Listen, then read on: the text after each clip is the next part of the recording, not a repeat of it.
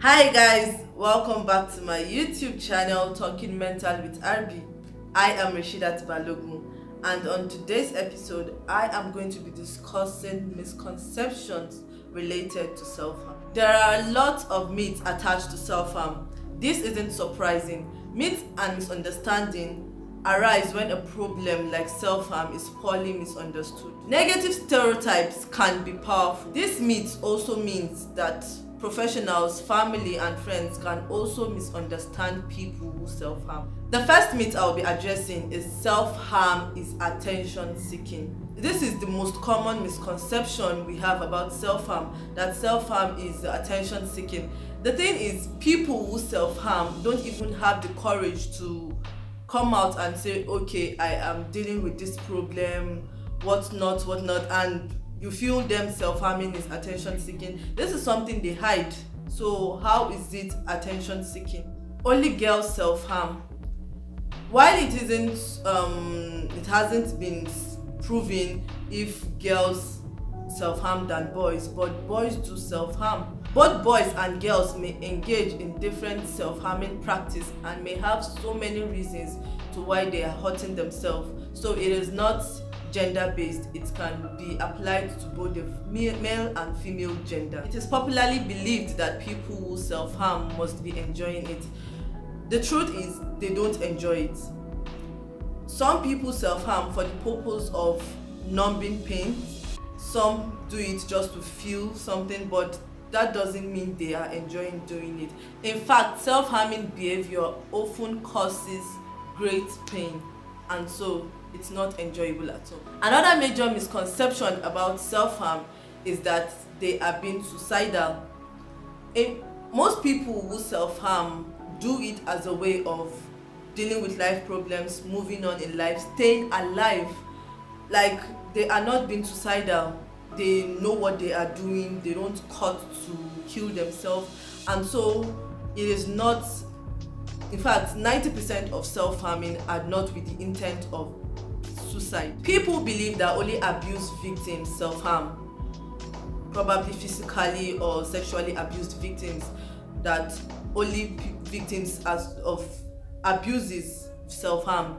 Self-harm can stem from any form of problem, not necessarily abuse, probably depression, bullying, various other problems, not necessarily abuse. People believe that self-harm is rare. You might be surprised that that friend, that neighbor, that person you see as looking so strong is actually self-harming. The thing is, people don't talk about it. People do it in secret. People are not open about it, and so you don't even know if your sibling or your friend is actually self-harming. It's not rare. It's as common as possible, just that you don't know. Another myth is cutting is the only form of self-harm. Cutting might be the only form of self-harm that you might know because it's like the most common, but there are other forms of self-harm that people engage in, such as burning their skin, pricking their skin, abusing drugs, not taking drugs to probably you are sick and not using your drug is a form of self-harm. Not allowing your wounds to heal is a form of self-harm, and there are so many other forms. Not so self-harm is not limited to cut. People think it's not related to Africa at all. It's self-harm is far away from Africa, and so like the highest they see of self-harming is probably in American films, mostly high school American films, where some teenagers use it as a form of coping with bullying and the rest. At least in Nigeria, self-harm is as real as it can get. Self-harm is not something that is fictional. Self-harm is not something you can only see in movies. Self-harm is real. Self-harm is in real life. If you are someone who uses self-harm as a coping mechanism, I would advise you get help.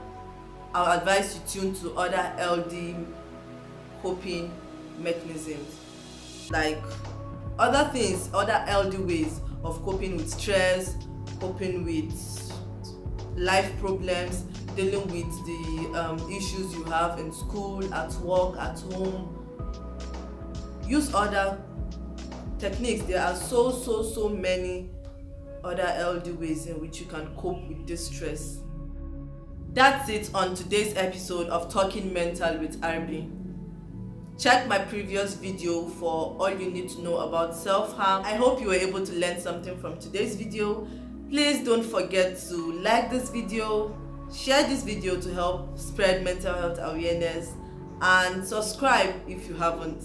Comment your questions and comments in the comment section below. I would love to hear from you. Do you know someone who is self-harming? Do you self-harm? Do you wish to get help? What do you want to know about self-harm?